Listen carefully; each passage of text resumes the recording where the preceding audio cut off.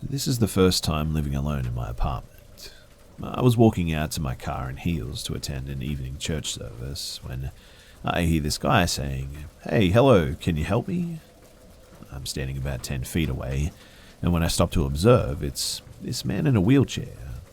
He has one sack of groceries in his lap and two on the ground beside him. He had on what looked like veteran attire and combat boots. But what stood out to me the most is I noticed how incredibly built and buff this guy was. Not just his arms too, but his calves. And at that, the hairs on my arms and neck instantly stood up. I guess while sort of silently observing him, he was waiting for me to walk up to him. But I took a few steps back instead and shook my head. His immediate response was, "I'm not going to do anything to you, can't you see that I'm in a wheelchair?" He then pointed to his door and said, "Look, I just need help putting the bags inside my door on the floor, that's all." But I declined politely and I began to walk away. He began screaming though, cursing and insulting me, and that was what basically made me run to my car. Safe in my car with the doors locked, I just couldn't shake that awful feeling off of me. Fast forward to a couple of days later as I'm driving down the street headed home, and who do you think I see walking without a limp or a cane, or with any sort of visible disability? My heart dropped when I saw him, and I stayed in my apartment for a week too scared to go out, in case of any other encounters. To this day, this strange encounter, it still really haunts me.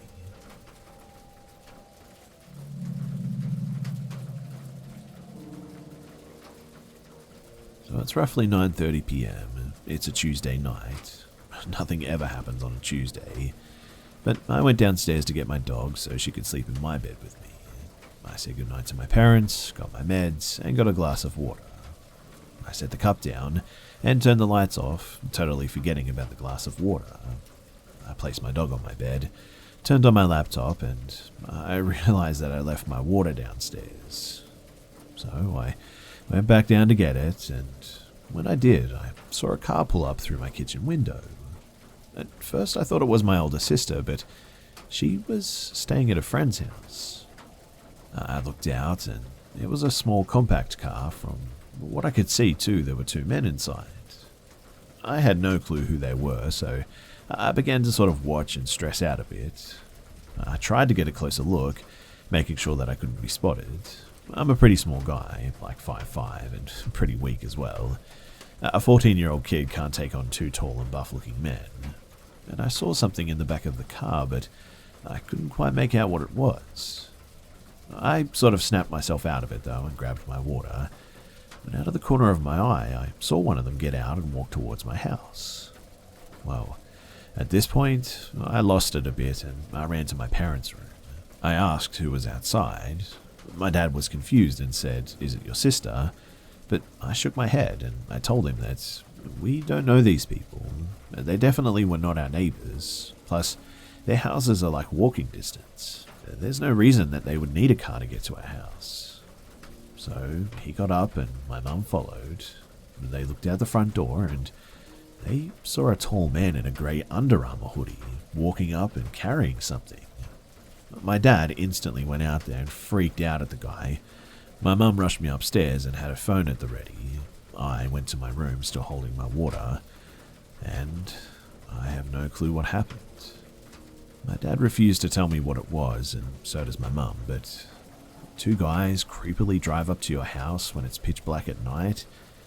Whatever it was, it can't be good.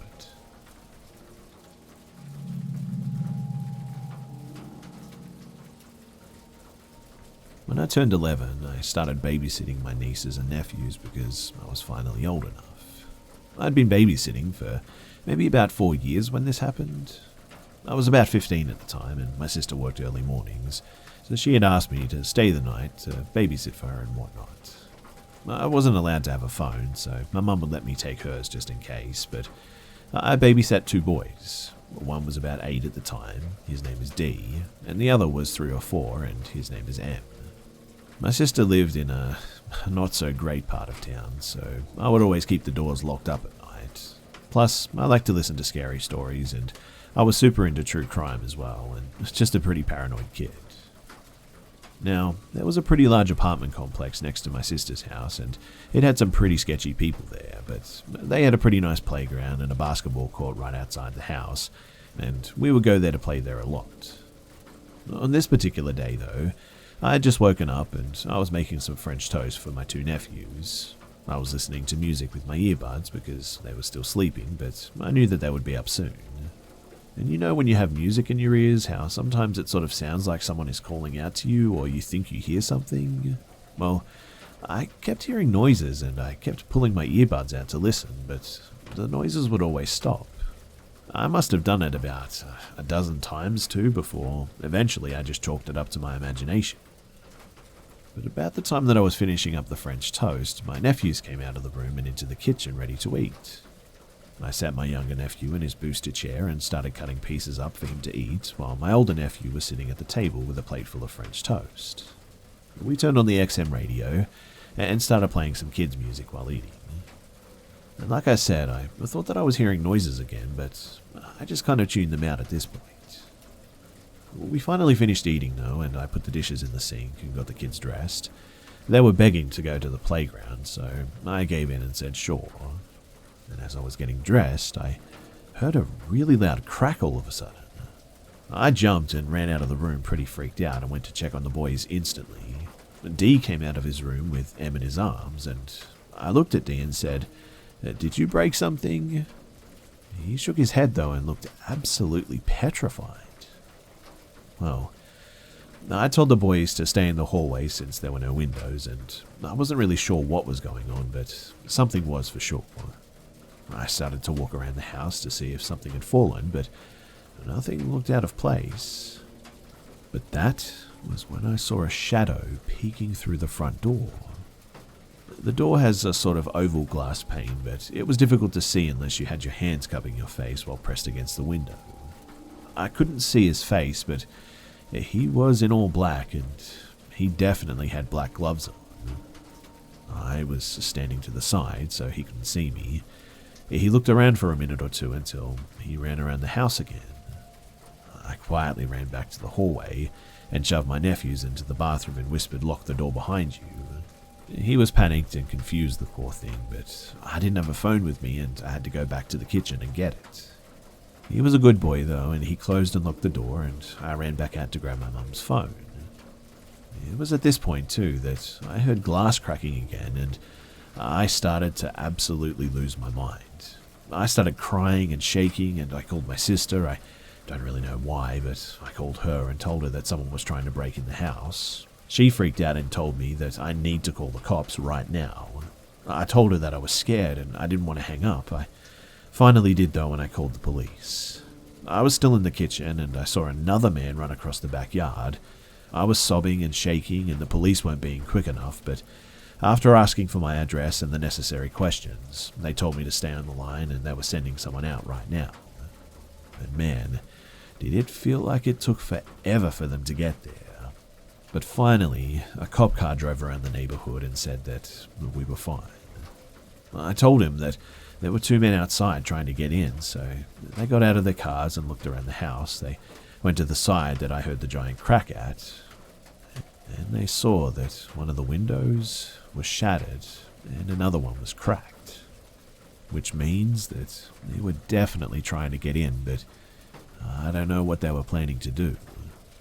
There was a giant bed frame in front of the 2 broken windows too, and I think if it wasn't there, I probably would not be telling this story, to be honest. They never did catch the guys that were trying to get in, but man, do I hope that I'm never in a situation like this ever again.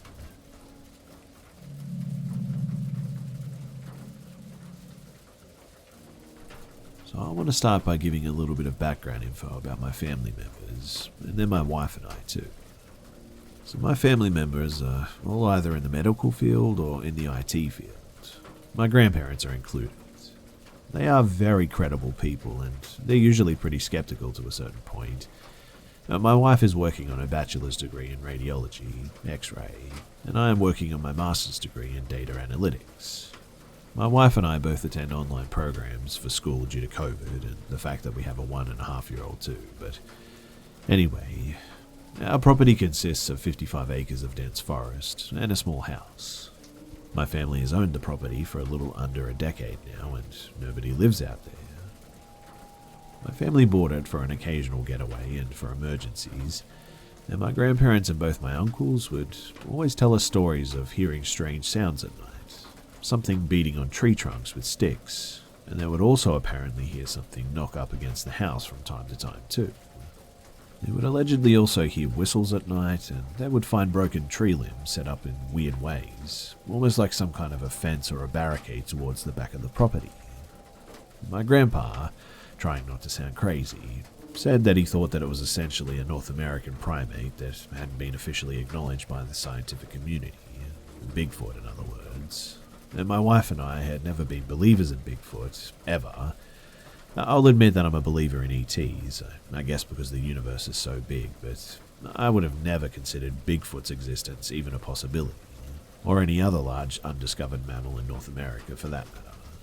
So, April of this year, my wife and I decided to go and stay out there for a couple of months, just to get away from the distractions of being in your early 20s living in the city. So literally on our first night there, after moving all of our stuff in the house, we started experiencing all of the same stuff that my family described. Weird noises, knocks, whistles, always feeling like you're being watched. We would have fires right by the tree line at night and have a few drinks and whatnot. And you would hear something that sounded like it had 2 legs and was big just inside the tree line where you couldn't see it. It would just sit there too and not walk away, but it would just walk back and forth inside the tree line and sort of watch us. Whatever it was probably curious because, well, there hadn't been any human activity whatsoever on our property in over a year until my wife and I came along. But the same stuff would happen over and over for about a month and a half too, mainly just hearing weird noises as soon as the sun went down, all the way until the sun came up, pretty much every night it seemed like. But then, my wife and I, we actually saw something one night. So it was like 10 p.m. and we were outside in front of the house, and behind the house is where the forest is. I'm on the phone with the internet people because our internet was down. When me and my wife heard something that sounded like a coyote howl coming from the small field that separates our house and the forest. It was less than 100 yards away, but my house lights don't reach that far, therefore we couldn't actually see what it was. Almost at the same time, we heard a second sound, but this sound was more of a high-pitched chuckle, but coming from the same direction, so we thought whatever it was more than one of them. Anyway, about 5 minutes pass and we don't think anything about it. I thought it was just coyotes, like I said. When, to the left of my house, about 30 or 40 yards away, is my neighbour's stable where all of their livestock hang out. 2 or 3 horses, goats, cows, some chickens, I think, and a couple of guard dogs as well. I also think it's important to note that my neighbours had just bought all of these animals, except for the dogs and the horses, within the 2 weeks prior to this event. In other words, the livestock was a new addition to my neighbour's property. So anyway, I noticed that the mama cow was getting really anxious about something, and she was looking at something in the dark that my wife and I couldn't see. And the mama cow actually stepped on one of her calves by accident, I think, trying to get in between them and whatever it was that was spooking her. A few seconds later, though, she charges at whatever it was, and then me and my wife were finally able to make out the animal in the darkness. At first it was on all fours, or kind of squatting down, and when the cow charged at it, it stood up on 2 legs and ran away like that. It was black or dark brown and must have been at least 7 feet tall. One weird thing, though, was that when it ran away, it made no sound whatsoever. This all happened like 30 or 40 yards away from where my wife and I were standing, so we definitely should have heard something. Another weird thing too is that my neighbour's dogs, they roam freely at all times and they would bark at pretty much everything. But for some reason, when this happened, these dogs were nowhere to be found. It was almost like they didn't want any part of whatever it was that we saw. So, what I heard sounded like coyotes, but what I saw, man, it looked a lot like a big bear, I guess you could say. The only thing is that bears, they really don't make those sorts of sounds. And they also don't run from a threat on their hind legs like that, so I don't for sure know what it was. I always thought that it was pretty unlikely that Bigfoot exists, but there is definitely something out there in those woods. All I know is that it wasn't any animal known for living in this part of the national forest. I was born and raised in Houston, but I've spent a lot of time hunting and living in Colorado for a year now, and hiked the mountains every weekend almost for quite a long time. So I would say that I'm pretty up to date with being outdoors and identifying common animals by sound and sight and whatnot. Oh, and by the way too, after me and my wife finally saw whatever had been making all those weird noises every night, my wife was so freaked out that we packed our stuff and moved back to Houston a few days later, literally. I tried to argue against it because I enjoyed being out there, despite the unusual stuff that happened, that is. But she just couldn't handle being out there any longer, and when night came around, she would always be super anxious, I think. I actually didn't have any idea about the whole missing 411 subject too until that experience led me to do some research, so this whole phenomena is all relatively new to me. But the whole experience definitely opened my mind, a little bit at least. Whenever I think about this, though, it always makes me wonder if whatever these things are have ever taken a hiker or taken small children or something. And I guess the moral of the story is that if you ever do go out in the wilderness, no matter what the situation is and no matter who you are, always be prepared. Because you just never know what you might run into.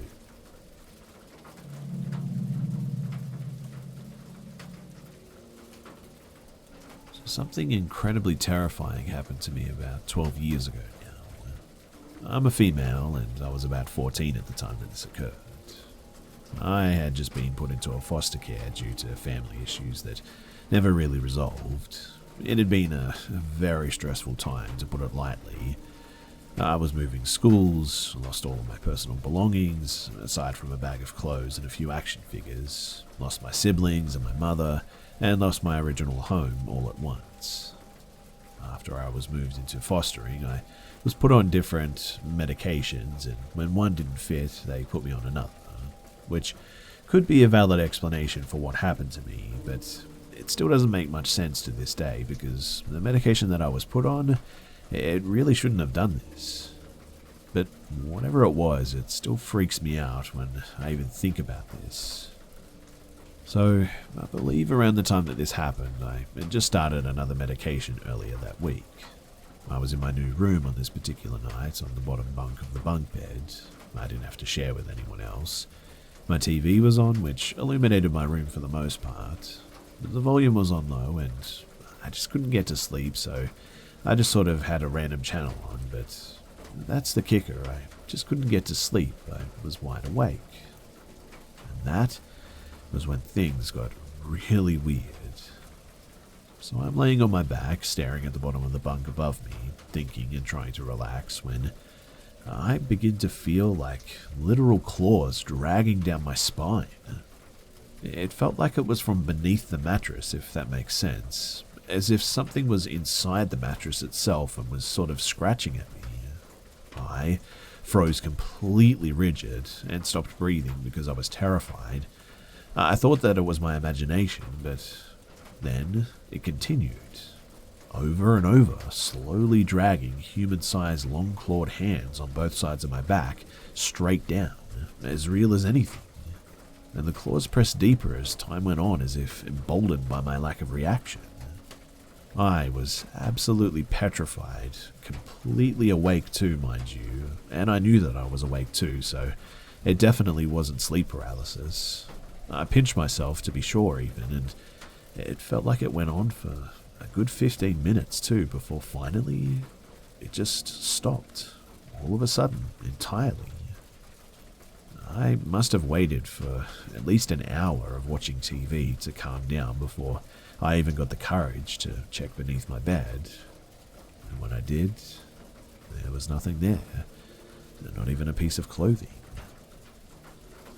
It never did happen again, not even when I switched medications past that point. I've never had a hallucination before this occasion, and I've never had another one after this too. So the thought of it being a hallucination still seems just so implausible to me. Especially when I did some research on the medication because, well, there's really nothing in it that should cause hallucinations like this. I just can't get the feeling of those claws touching me out of my head though. It's still so vivid to me and so real, and it's haunted me for all these years.